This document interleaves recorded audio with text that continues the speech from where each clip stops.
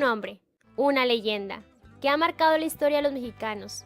Este fue el famoso Pancho Villa, un forajido. Vino al mundo alrededor de 1878 en San Juan del Río Durango. Su nombre de nacimiento era Doroteo Arango.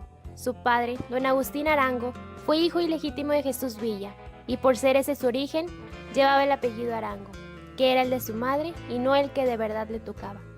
Era el 22 de septiembre de 1894. Villa era un joven de 16 años que vivía con su madre y sus hermanos en la hacienda de Gogojito, en el municipio de Canatlán, Durango. Cuando regresó de la labor de quitar hierba, encontró en su casa a su madre abrazada de su hermana Martina. Sujeto del otro lado estaba don Agustín López Negrete. La pobre madre, angustiada, le decía al hacendado: Señor, retírese usted de mi casa. ¿Por qué se quiere usted llevar a mi hija? Señor. El muchacho entonces se dirige a casa de su primo Romualdo Francisco, toma su pistola, regresa a su casa y le mete 3 balazos a don Agustín, quien aún en su dolor da la orden. No maten a ese muchacho. Llévenlo a mi casa. Ido, el nefasto patrón, y sin pensarlo 2 veces, el chico coge su caballo, lo monta y se dirige a la sierra de la Silla. De esta manera, Doroteo, quien era consciente del verdadero apellido que debía haber llevado de su padre, decide ocultarse bajo el nombre de Francisco Villa, el cual le pertenecería hasta el fin de sus días. Este se introduce en una vida de bandido que nunca lo abandonará, y pasando así los siguientes 2 años errante y solitario. A partir de ese suceso, Villa se verá perseguido toda su vida. En los siguientes años, este hombre combinará labores legales con acciones ilegales, siendo, por ejemplo, en una época un minero honesto y en otra el director de una red gigante de robo de ganado.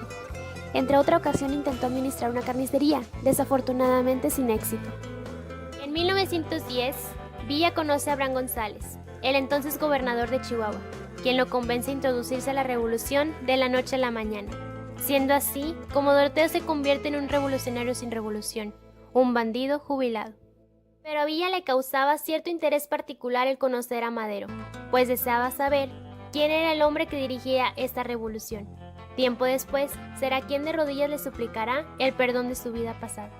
Llegamos a 1911, cuando Villa, desobedeciendo a Madero, ataca la ciudad fronteriza de Ciudad Juárez, saliendo victorioso. Ya triunfante la revolución, en marzo de 1912, el presidente envió al general Victoriano Huerta a combatir a Pascual Orozco, quien se había rebelado. Huerta tenía a sus órdenes a Villa, del cual dudaba. Aprovechando un pretexto para condenar a Villa, este lo condena a muerte el 8 de marzo por insubordinación. Estando de rodillas, frente al pelotón de fusilamiento, Villa, llorando, implora el perdón y es mandado a la cárcel de Santiago Tlatelolco, de la cual tiempo más tarde se escapará, huyendo a Estados Unidos.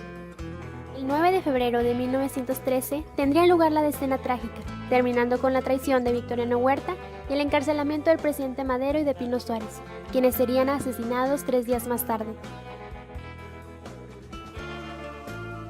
Al escuchar sobre el asesinato de su redentor, el apodado Centauro del Norte, regresa a México buscando venganza. A él se le une Emiliano Zapata. Posteriormente, en septiembre, es nombrado el jefe de la División del Norte. Otro personaje que luchará junto a ellos será el general Venustiano Carranza. Villa era un hombre astuto. Diseñó una brillante estrategia para atacar desprevenidamente a su enemigo. El 15 de noviembre alude a la táctica del caballo de Troya, usando en esta ocasión el tren de Chihuahua, de la cual sale triunfante, resultando en la toma de Ciudad Juárez. Pancho Villa se volvió la estrella de prensa estadounidense por sus ingeniosos planes y capacidades bélicas, como lo fue en una de sus más importantes batallas en Tierra Blanca, en la cual supera a Victoriano Huerta. En noviembre de 1913, Villa asume la gubernatura provisional de Chihuahua, dejando como herencia alrededor de 50 escuelas, ya que la educación era fundamental para él. Y, a su vez, él, por ser de carácter socialista, confisca los bienes de los hacendados, ganándose en el camino varios importantes enemigos. Un mes más tarde, dejará la gubernatura por sugerencia de Carranza. Villa, a pesar de reconocer a Carranza como primer jefe de la revolución, no compartía el mismo pensamiento que él, por lo que había fricciones. Por el año de 1914, Villa firma un contrato con la Mutual Film Corporation, un acuerdo de exclusividad por $25,000 para filmar las acciones de la División del Norte. En marzo de 1914, su gran ejército emprende su marcha hacia el sur. Para ese entonces, el Robin Hood mexicano es para sus hombres un ídolo. Lo impresionante de este batallón era el buen equipamiento de armas de sus hombres y la cantidad de ellos, 16,000 elementos, todos ellos atraídos por la fama y la figura ideal que existía de Villa. Las fricciones entre Villa y Carranza aumentaron. Este último consideraba a Villa indisciplinado e inmanejable, resultando en su separación. Del 10 de octubre al 9 de noviembre de 1914 se celebró la Convención de Aguascalientes con el fin de conciliar la disputa. Esta fracasa y se agrupan dos bandos opuestos, por un lado Villa y Zapata y por el otro Carranza junto a su subordinado Álvaro Obregón. Carranza establece su gobierno en Veracruz. En 1915 su figura empieza a caer, sus hombres comienzan a abandonarlo y vuelve a ser un guerrillero. Al ser reconocido Carranza el 9 de marzo del siguiente año por los Estados Unidos como presidente, Villa se dirige a Columbus, Nuevo México, para vengarse. Debido a esto, Estados Unidos intenta capturar a Villa pero fracasa. Villa se encontraba escondido en una cueva, en la cual permanecería más de 2 meses, recuperándose de una herida de bala en la pierna. En la noche del 21 de mayo de 1920, un grupo de hombres armados dispararon sobre la choza donde descansaba don Venustiano Carranza, dándole muerte. El 28 de julio de 1920, Villa firmó un acta de rendición y se propuso no tomar armas contra el gobierno constituido. Le entregan la hacienda de Canutillo y una escolta de 50 hombres armados con sueldo. En esta hacienda se asienta y construye un complejo agrícola que ayudó a la economía del pueblo de alrededor a florecer. Villa no se privaba de las mujeres ni se limitaba a una. Llegó a tener 23 mujeres legítimas. No obstante, no le gustaba juntarlas. En Canutillo tenía una de ellas, a Soledad Seáñez, y a Manuela Casas en Parral, lugar donde sería asesinado. Sucedió el 20 de julio de 1923. 8 asesinos emboscaron al general Francisco Villa en Parral, Chihuahua, en operación muy bien planificada. Entre los asesinos se encontraba Jesús Salas Barraza, Melitón Lozoya y Jesús Herrera.